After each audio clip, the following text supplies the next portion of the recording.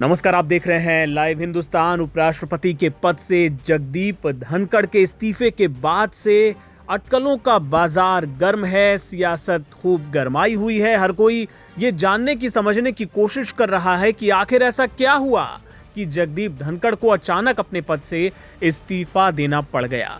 इसके 2-3 अलग अलग कारण बताए जा रहे हैं, लेकिन एक जो सबसे बड़ा कारण बताया जा रहा है सूत्रों के हवाले से, वो ये है कि जिस तरीके से सोमवार को राज्यसभा के अंदर नेता विपक्ष और कांग्रेस के अध्यक्ष मल्लिकार्जुन खड़गे ने ऑपरेशन सिंदूर को लेकर अपनी बात रखी और उन्हें जगदीप धनखड़ की तरफ से कोई टोका टाकी नहीं की गई बहुत ज्यादा, और उन्हें अपनी बात पूरी तरीके से कहने दी गई।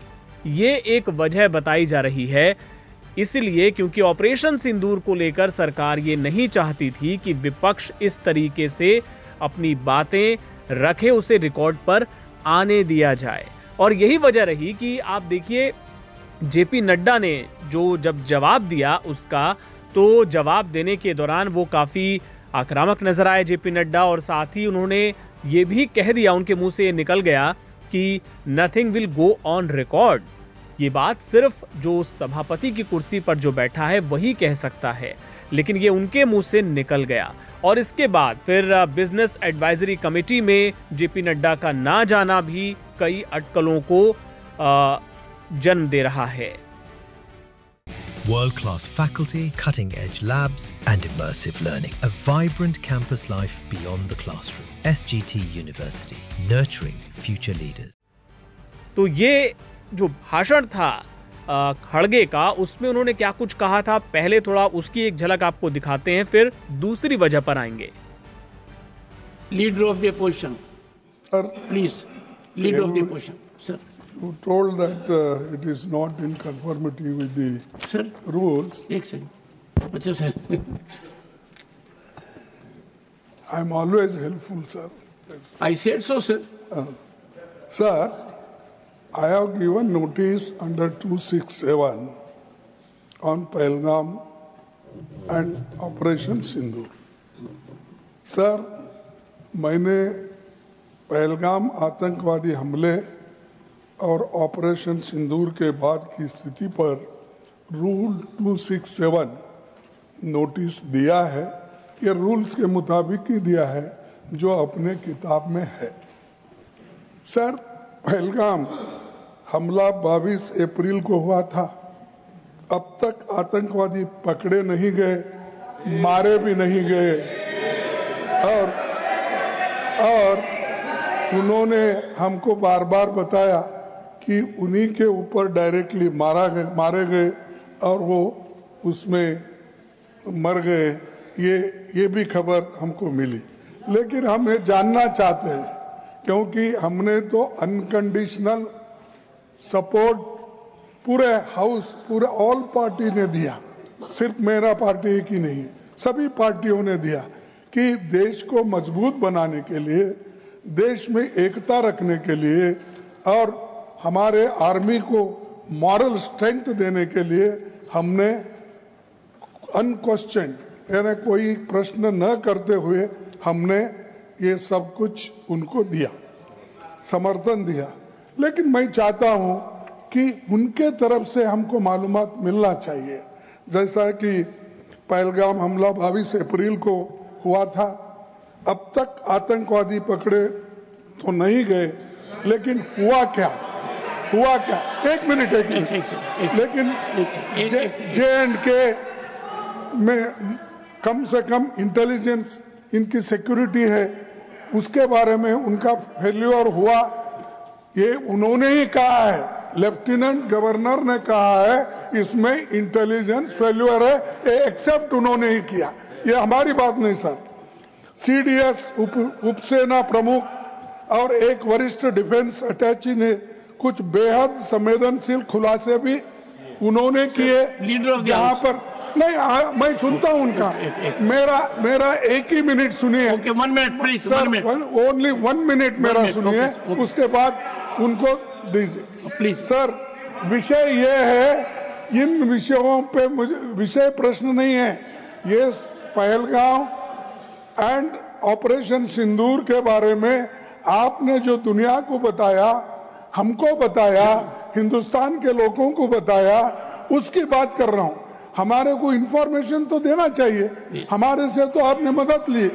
और दूसरी चीज सर, दूसरी चीज सर, अमेरिका के राष्ट्रपति ट्रंप 24 बार उन्होंने, बाद में सफाई, 24 बार उन्होंने कहा मेरे इंटरफियरेंस से मैं समझौता किया, तभी ये युद्ध थमा।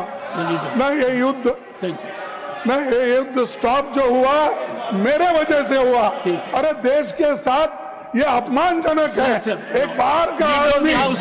सर, मैं ये कह रहा हूं नड्डा जी कि खड़गे जी ने ऑपरेशन सिंदूर और पहलगाम के डिस्कशन के माइन्यूट डिटेल्स को डिस्कस करना शुरू कर दिया। वह नियम के विरुद्ध इसलिए है क्योंकि आपने 267 में उनको परमिशन दी थी कि वो संवैधानिक विषय पर चर्चा करें।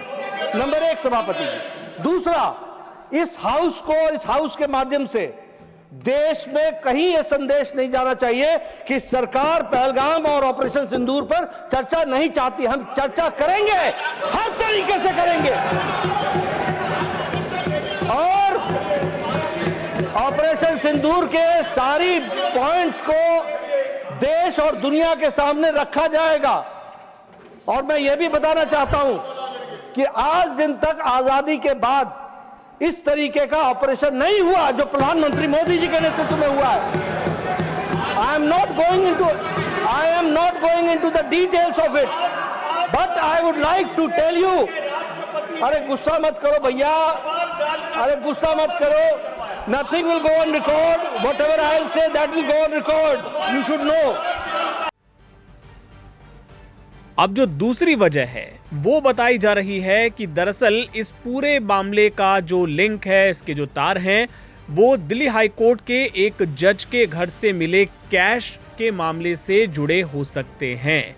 जी हां, आधिकारिक तौर पे तो कुछ नहीं कहा गया है, ना धनखड़ की तरफ से ना सरकार की तरफ से, लेकिन एनडीटीवी की रिपोर्ट के मुताबिक एनडीटीवी ने सूत्रों के हवाले से ये बात बताई है कि केंद्र की तरफ से एक कॉल आया था जगदीप धनखड़ को, जिसके बाद ये पूरा टकराव शुरू हुआ और उसके बाद धनखड़ के सामने बहुत ही सीमित विकल्प बचे थे। क्या कहा गया इस रिपोर्ट में? इस रिपोर्ट में कहा गया है कि दरअसल जस्टिस यशवंत वर्मा को उनके पद से हटाने के लिए विपक्ष जो प्रस्ताव लेकर आया था महाभियोग का, और उसे धनखड़ ने जिस तरीके से स्वीकार कर लिया था और राज्यसभा के महासचिव से जरूरी कदम उठाने के लिए कहा गया था, उससे केंद्र सरकार खुश नहीं थी। जी हां, धनखड़ का यह कदम केंद्र को रास नहीं आया और ऐसे में विपक्ष के नोटिस को स्वीकार करने के चलते सरकार के हाथ से न्यायाधीश और न्यायपालिका के खिलाफ आक्रामक रुख अपनाने का मौका निकल गया। सूत्रों के हवाले से दाखिल इस रिपोर्ट में बताया गया है कि केंद्र ने उपराष्ट्रपति से बात की और इस मुद्दे को उठाया।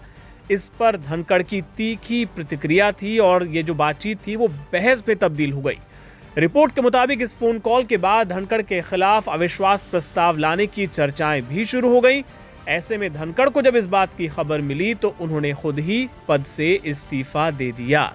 जी हां, और आपको बताएं कि विपक्ष ने भी इस मुद्दे को जमकर उठाया है। बिजनेस एडवाइजरी कमेटी में जेपी नड्डा और किरण रिजिजू जब नहीं पहुंचे तो कांग्रेस की तरफ से यह मुद्दा उठाया गया और इसको धनखड़ के इस्तीफे से जोड़कर देखा गया। कांग्रेस के नेता और प्रवक्ता जयराम रमेश ने कहा कि 12:30 बजे जब कार्यमंत्रणा समिति की बैठक हुई तो उसमें नड्डा और रिजिजू मौजूद थे, लेकिन शाम 4:30 बजे ये बैठक जब दोबारा हुई तो इसमें नड्डा और रिजिजू के आने का इंतजार हो रहा था, वो नहीं आए। कांग्रेस नेता ने दावा किया कि धनखड़ को व्यक्तिगत रूप से ये सूचित नहीं किया गया था कि दोनों वरिष्ठ मंत्री इस बैठक में शामिल नहीं हो रहे हैं और धनखड़ को इस बात का बुरा लगा था और फिर उन्होंने कार्य मंत्रणा समिति की बैठक मंगलवार दोपहर 1 बजे तक के लिए पुनर्निर्धारित कर दी। तो ये कई अटकलें इस तरीके की इस वक्त मौजूद हैं। असल में क्या हुआ है ये जाहिर है कि कभी सामने नहीं आएगा, क्योंकि स्वास्थ्य कारणों का हवाला देकर धनखड़ ने अपने पद से इस्तीफा दिया है, लेकिन इसके पीछे सियासत जरूर है। ये बात हर कोई इस वक्त कह रहा है और देखना होगा कि आने वाले वक्त में इसको लेकर सियासत किस करवट बैठती है। और सबसे बड़ा सवाल ये कि अब उपराष्ट्रपति देश का नया कौन होगा, ये भी लाख टके का सवाल बना हुआ है।